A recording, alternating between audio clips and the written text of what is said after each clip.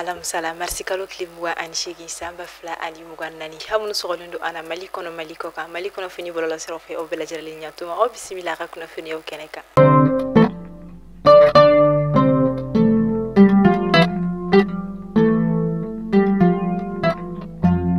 kuna funi damne la hanga jamana fasodi mu konni bora kubita fenyina kerekere nena Algeria jamana konnala o kama anga jamana ministry mnyeshino anga jamana fasodi mu konni siglendo jamana koka oni adame bagaje kulu kerekere ne ala organisation internationale pour les migrations foratarasi conseil des maliens de l'extérieur olu jakulu ma holu konni willa ka joka seka fero bela jirale sabati ni malien no konni miseka du ufaso konnala chogo ya mina o konni kama ukumbe na aéroport international de Bamako la senu ka olu feno femi yere keneka Mamadou Lamine Banouni ale koni chargé des affaires sociales de la question intégration o koni ale koni oye o koni ni makufole nunu kumbe una kunte dore kadaka hayoro sigi koni biga gele barasoro manoko wafana ayoro koni adamadiya konyo koni kelika gele kosobe o kama ni faso de koni yakanu kasika na ufasola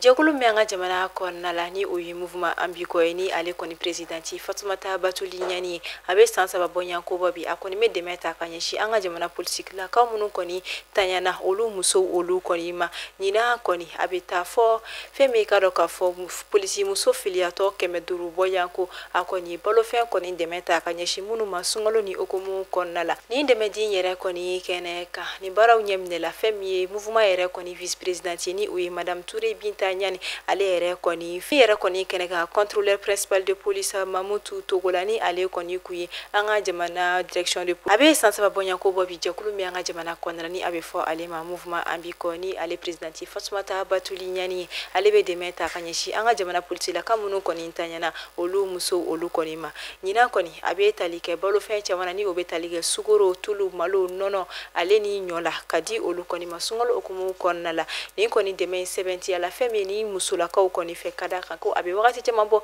ni jakuli koni be ude menta kanyeshi oluma mi yere koni keneka u koni tableau d'honneur taka u koni ndi femi jakuli koni ma min keneka a koni vice presidenti kumbeni oye madame Touré Binta Nyani la jefana keneka femi anga jamana directeur de police nationale ale koni ka honorable kumbeni oye contrôleur principal de police Mamutu Togola ale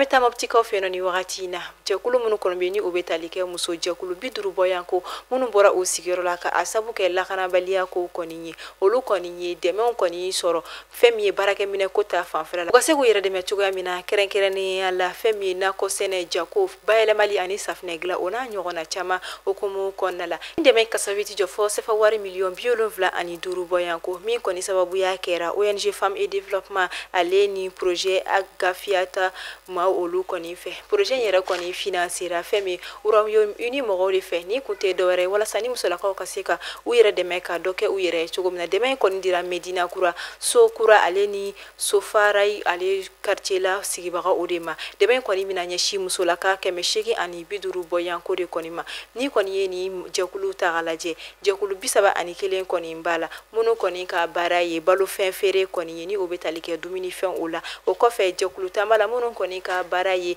fem senefe umbayele mali o kofe sababa la munu ka baraye nako baraye o kofe sabawere bala ulu koni ka baraye safne glon wani kofe deme boyanko biolovla ani duru fana bina taka odi mawero fene ma ulu ka sika wire deme chugo yamina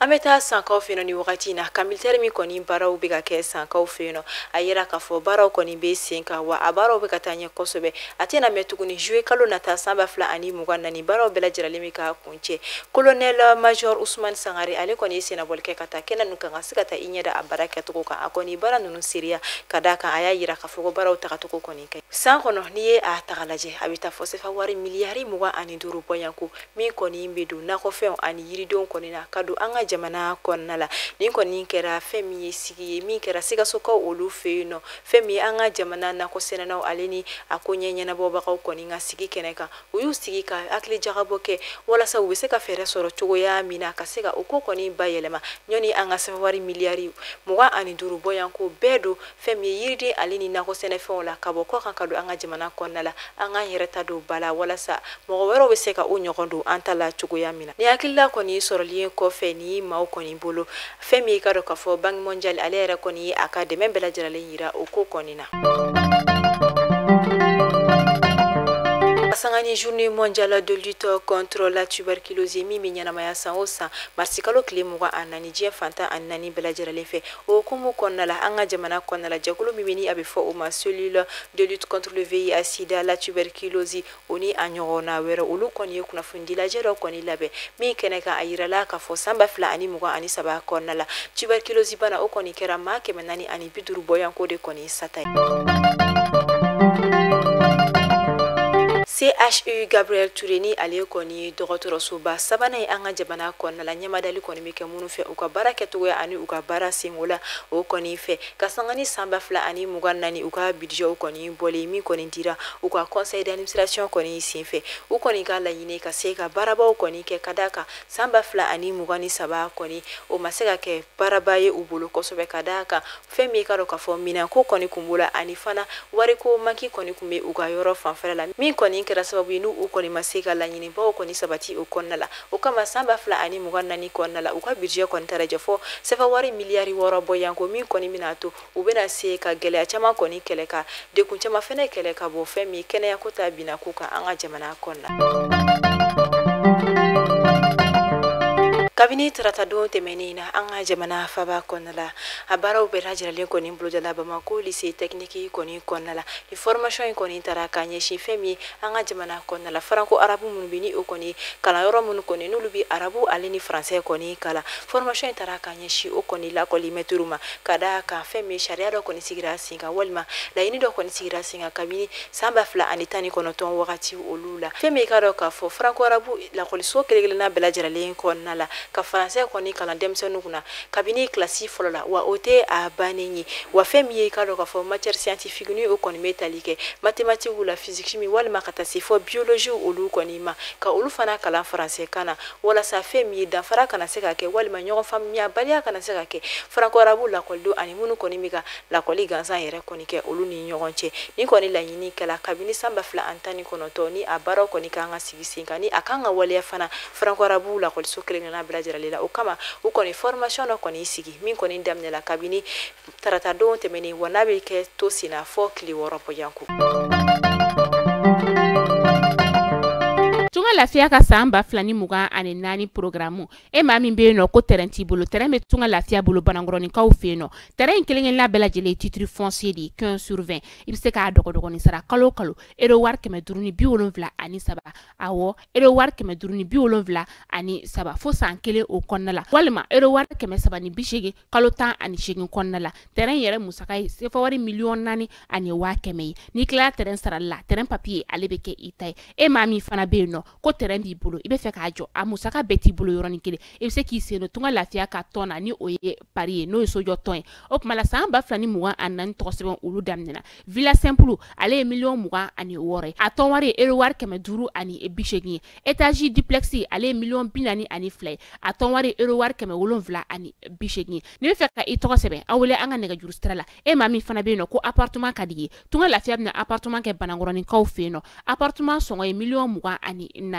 i bɛ se k'ale fana dɔgɔdɔgɔnin sara euro wari 720 fo san 4 o kɔnɔna la awɔ san 4 tunga lafiya nana tungarankew olu lafiyali kama o tuma la an ka nɛgɛjuru sira a y'o banba 00223 72 18 42 47 walima 00336 41 94 03 80 tunga lafiya ka laɲini ye fɛn min ye maliyɛnden minnu sigilen bɛ jamana kɔ kan u bɛɛ ka se ka so kelen-kelen sɔrɔ ba maliba ale kɔnɔna la. Centre de médecine et du sport do koni dalela anga jamana konna la min koni togo dalindo centre de médecine du Mali Lassana Traoré ambiance ni koni dalela wala sa kasika anga jamana farikulu nyana je kala kere la boli kala ali ni luti kala kasika ulu deme togo yamina uka dekun chaman ulu konna la koni akonna tagala sali ali ni bureau beduru ani duru boya ko fogata se sali belebele ba nani obe ale kono magasin ba fla oni anyogona chama kasanganu ko conseil d'administration tako sabana ha koni anga jamana ministri minya shindo shifina ko aleni farikulu nyana jamani we Abdul Kasim Ibrahim Fomba ale koni tumbi akeneka santiri ka laɲiniw tɛ dɔwɛrɛ ye walasa ka se ka fɛn min ye an ka jamana farikolo ɲɛnajɛlaw ka se ka u dɛmɛ cogoya min na ani ka se ka u kɛnɛya cogoya min na an ka jamana kɔnɔna la fo ka taa se jamana kɔkanama ɲɔgɔn dabaw kɔni kɛnɛ kan ni santiri yɛrɛ tɔgɔ talen don ka da Lassana Traoré kɔni na ni ale bɛ wele ko ambiance ni ale kɔni ye tɔgɔma kɛlɛ min kɔni tanyana san 1965 wagatiw ka a kɔni to ɲɔgɔn da yɛrɛ kɔni kɛnɛ kan meta burim kaw feno ni wagati na habe wagati caman bɔ burem sigibagaw kɔni olu ɲɛsinin do dekun caman ma jiko ta fanfɛla fɛ kara ka burem somajepo ale kɔni tɛ ka se ka ji kɔni di a yɔrɔ sigibaga bɛɛ lajɛlen ma u ka se ka u mako ɲɛ a la cogoya min na ka d'a kan a yirala k'a fɔ ko groupe dɔw kɔni bɛ ni o ye ka d'a kan a yirala k'a fɔ EDM kɔni ka groupe dɔw kɔni bɛ minnu tiɲɛnen do u tɛ ka baara kɛ min kɛ sababu ye ka gɛlɛya kɔni lase u ma hali jiko ta fanfɛla fɛ ameta ansongo ko feno ni wakati na be kilita boyan ko bo kuran koni te u feno min koni me ka dikumba nyashi uluma wala sa u koni kasika glasi koni soro kle ka far ni sungolo bayin koni na femi tilaberi dugu konna ni ale koni be Niger jamana konna la glasi koni me bo yenno de kanadi burem ka u koni me kasika u glasi ko mako nyena ayi kadaka burem ani Niger korofela la femi ka do kafo sira jamba koni te uluni nyogonche kasangani anga jamana fama koni ka vuli ka joye ka demeta ka nyeshi desabato koni mani o seberete mamunu kere ne la sungalo okumu konna la ni abifomi sunkalo solidarité femi anga jamana fanta anani bela jaralen fe desabato bela jaralen koni mi se ga lafia soro chuka mina kere la sungalo okumu konna la o kama u koni ka la yinite do were femi balo fe toni ba keme ba biduru boyanko ore koni mina kla femi desabato la anga jamana faba konna la ni hakila koni bora anga jamana franche fanga nyema yoroni o colonel Assimi Goïta ak adamadiya demo okum konna la kanyeshi fasodi olu kiligena bela jaralima Forum de bois oni o koni be na ke aziko fino samba fla ani muganna ni konna la ni kunte dore solidarité autour des défis communs o koni anga be kelema anga la nyinula minun koni be talike nyogona ni koni mina damine marsikalo klimuga ani woro abe kunche marsikalo klimuga ani konoto femi bois o dugu konna la min koni be heman ni obe femi ka do ka foshina meri journal ale koni na Temu koninte dore oui Asie et le monde défi comme responsabilité partagée ni yo koni be seka ke Asie jamano ani jien fanto koni na femi de kumi koni be u bela jarale ka wala nyinu ani u be seka fere juma koni soro ula ni ne koni be na ke u ka babusi u koni ka sigi be na ke mika marsikalo kile mu woro kata ku jefo marsikalo kile muka ani konoto ni uishini Campagne mi koni sigilindo sika wala sa kaseka dankarike urujol bana ani rube wala bana la o baro bela jirani koni mina kunche bi masikalo klimuwa ani shiki anga jamana fanta ani nani bela jirali fe foni akoni kera ni campagne kura koni de la walmani afula ko campagne koni dobe na fara akutakala koni ka ni mina ke sababu campagne koni bina ke sababu demsen na ka mo million konoto ani akun kan fe munu koni shibata kalo konoto kata bla santa ani nani boyankula imana ke togo to fama we kotala fama kotala hulu bela jiralini koni mina pikiri femi karo kafo ni bana ko folen ma hal na sorla udila ka urjol bana pikiri koni ke ngani pikiri ko folen koni mina ke ubela kadaka ni pikiri koni tiga urjol bana doron kele abeka riyo bol bana fana okele Aununga koni kumeka temeni ama yakuma nyere koni sibenjera ni uyekinan aga gadeda akoni iralani ale koni tunye kati de akoro koni wa o kofe akoni ku ministre de l'éducation nationale koni ka secrétaire général ko ale koni tanyana feme ka ro ka fokuna foni o koni sibenjera academia fe ama fola ka bada dali no ya kinana aga gadeda ali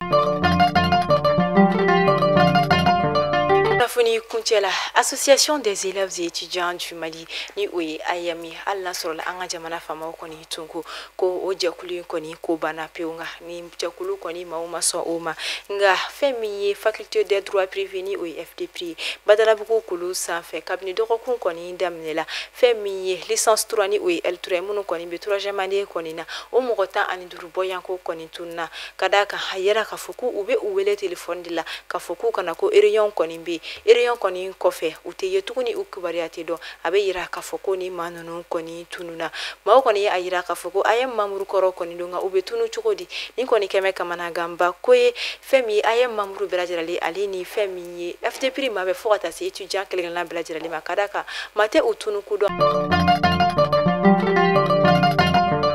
kunu kuye sungalo kalo klita ani wolonvlay silamay aka jahadi foloke kabeni sungalo kalo klita ani wolonvlay mina koni uye sebagaya soro juguka aywa amafo alibi ala kasilamaya korota sanfe alibi ala kasilamaya wasa ajuguma usanfe ala kasilamaya kelengelen belajirali wasa ujugu ulu sanfe ala ka sungalo time ko nyumandi ama ala ka andumi silamaya ka nini be dansika ka bi kuna foniola amafo ni ci akala meli ko nyumala haw kamaya nyona werani ala mabashikenin awla ala kan shi joko makono